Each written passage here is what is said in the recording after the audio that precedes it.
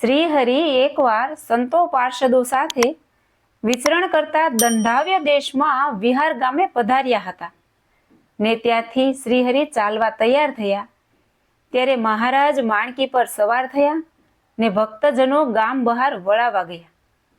તે વખતે ગામના એક ડોશી હરિભક્ત ચરખબાઈ આવ્યા. તે હાથમાં ઠંડા જળનો ઘડો ભરીને લાવ્યા હતા. તે પ્રભુને આપ્યું. તે ઠંડુ જળ પ્રભુએ પાન કર્યું. પછી તે બાઈએ ઘોડીની લગામ પકડીને પ્રભુને જવામાં રોકી રહી. ત્યારે શ્રીહરિ કહે, બાઈ, અમને આગળ જવા દો, અમારે અત્યારે મોડું થાય છે.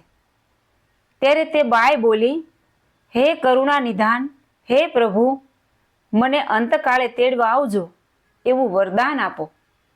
ત્યારે શ્રીહરિ કહે, જાઓ, અમે તમને અંતકાળે જરૂર તેડવા આવીશું. પછી જ્યારે સમય વીતે એ ચરખબાઈનો અંત સમય થયો ત્યારે સાથે મુક્તાનંદ સ્વામી, બ્રહ્માનંદ સ્વામી આદિક સંતો પાર્ષદો સાથે વિમાન લઈને તે બાઈને તેડવા આવ્યા. પ્રભુ કહે, બાઈ ચાલો, અમારી સાથે, અમે તમને તેડવા આવ્યા છીએ. ત્યારે તે બાઈ કહે છે, હે પ્રભુ, તમે મારી વાત સાંભળો. મારો પુત્ર જીવન અત્યારે હાજર નથી. તે બહાર ગામ ગયો છે. તે જ્યારે આવશે ત્યારે તમારી સાથે આવીશ. મહારાજ કહે, ચરખબાઈ, જલ્દીથી પ્રીત સહિત અમારી સાથે ચાલો. મારા વચનને એક ચિત્તે ઉર્મા ધારો. કોઈ પ્રકારના પૃથ્વી, ધન, ઘરબાર, પુત્ર, પરિવાર કાંઈ કામ નહીં આવે. બધું એ ખોટું છે. આવી રીતે બહુ વાર સુધી કહ્યું તોય ડોશી તો ન જ નીકળી. ત્યારે સાથે પધારેલા સંતો કહે, હે પ્રભુ, આ પુત્રની વાસનામાં આસક્ત છે. ત્યારે મહારાજ કહે, આને રહેવા તો દેવી જ નથી. અમે એને તેડવા માટે આવ્યા છીએ. વ્યર્થ તો નથી જવા દેવું. આવી રીતે કહીને તરત જ યમદૂતોને બોલાવ્યા ને તેઓને ડોશીને દંડ કરવાનું કહ્યું. શ્રીહરિની આજ્ઞાએ એ યમદૂતોએ ડોશીને ખૂબ માર માર્યો.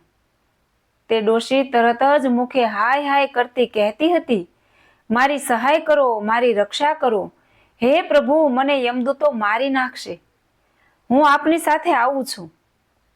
શ્રીહરિએ તેનો ભૌતિક દેહ છોડીને પ્રભુ સાથે તે ડોશી જતી હતી. તે માર્ગમાં જોતી જોતી જતી હતી. તે પાછી વળવાનો લાગ જોતી હતી. પ્રભુ માયાના આવરણ પાર કરીને ગોલોકમાં ગયા.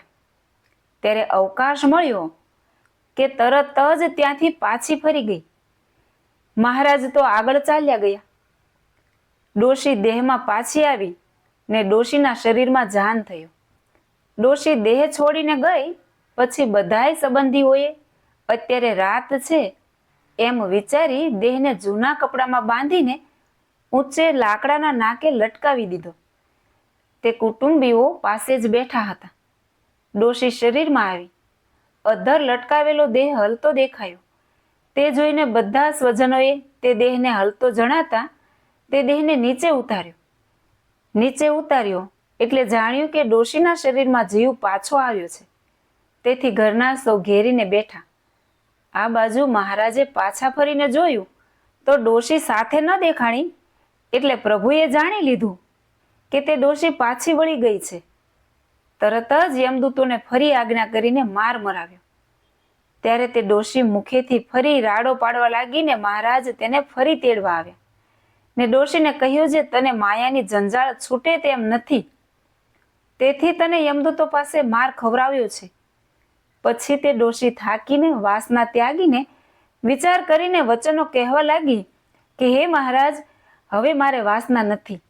પુત્રની વાસના એ જતી રહી. હવે મારે તમારી સાથે આવવું છે. આવી રીતે કહીને તરત જ દેહનો ત્યાગ કરીને પ્રભુની સાથે જ ચાલતી થઈને તે બાઈ ધામમાં ગઈ. વિહાર ગામના ભલા ભક્ત પીતાંબર ત્રવાડી ગઢપુર સમૈયા પ્રસંગે દર્શને ગયા હતા. તે શ્રીહરિની સભામાં બેઠા હતા. તે વખતે શ્રીહરિએ પીતાંબર ત્રવાડીને વાત કરી કે તમારા ગામની ડોશી ચરખબાઈને તેડવા ગયા હતા તે ગોલોકથી પાછી આવી તે ફેર 2 વાર બાઈએ અમને બહુ પરિશ્રમ કરાવ્યો. તે વાત પીતાંબર ત્રવાડીએ વિહાર ગામ આવીને સર્વેને વાત કરી હતી. જય શ્રી સ્વામિનારાયણ.